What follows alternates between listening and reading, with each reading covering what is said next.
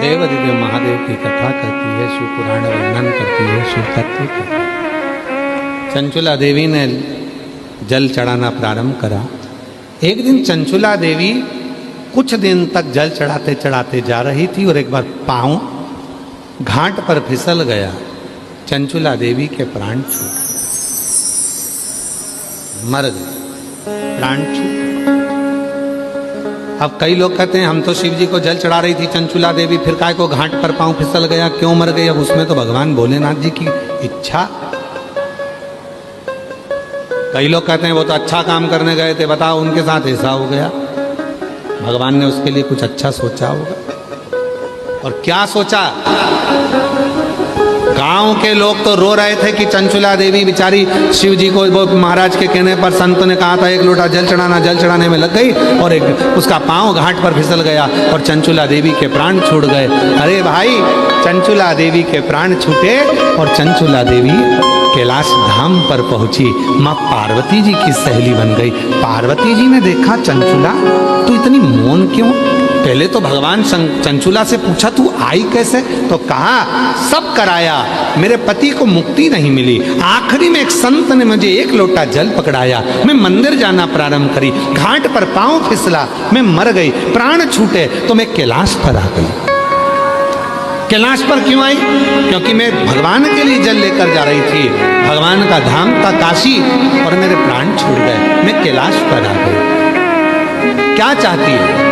बस मेरी तो मुक्ति हो गई, मैं तो यहाँ आ गई, पर एक दुख है, मैं यहाँ पर आई हूँ पर मैं विधवा हूँ, बेधव्य हूँ। मैं चाहती हूँ मेरे पति प्रेत योनि से मुक्त हो और एक दिन मैं भी लाल चूना रोड़ कर, लाल चुनड़ी ओढ़ कर, 16 श्रृंगार धारण कर कर मैं अपने पति के लोक को जाऊं। पार्वती जी ने कहा ये तो बड़ा मुश्किल है, विधवा होने के बाद सौभाग्यवती होना कितना कठिन है, पर विधि के विधान को अगर कोई पलट सकता है तो वो केवल एक है, वो मेरा देव अधिदेव महादेव। शिव ने कृपा कर दी, कह दिया कह दो चंचुला को तुम रुका जी को बुलाया जाए, कथा करी जाए। चंचुला देवी कहती है कि मेरे पास तो कुछ है नहीं, तो मैं दूंगी क्या? कुछ नहीं, तू कथा सुन, जहाँ कथा होती है वहां जाकर बस बैठ जाना। तेरा पति प्रेत योनि में होगा, वो भी कथा में आएगा, तू जहाँ जाएगी वो पीछे पीछे आएगा।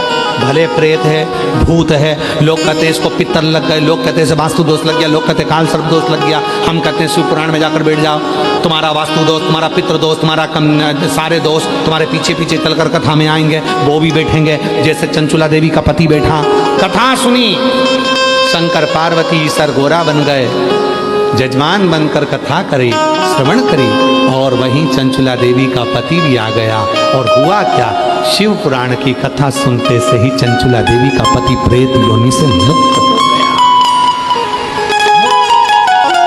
सुंदर श्रावण का महीना, मंगलवार का दिन, चंचुला देवी अखंड सौभाग्यवती धारण कर कर भगवान शिव से कहती है बाबा मुझे मेरे पति के लोक में जाना है।